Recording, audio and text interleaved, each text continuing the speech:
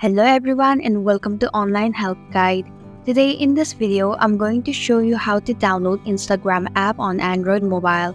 So without any further ado, let's dive right into it. Open up your Play Store.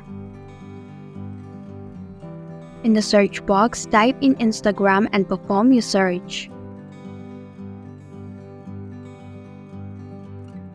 Tap on the Instagram application. Then tap on the install button to begin the downloading process. It will take a while to download the app. Once the application is installed, tap Open to launch the app. And that's it. Thank you for watching the Online Help Guide. I hope this video was helpful. If it was, please hit the like button and comment if you have any questions or feedback. Also, if you are new to our channel, please subscribe and hit the bell icon so that you don't miss our upcoming videos.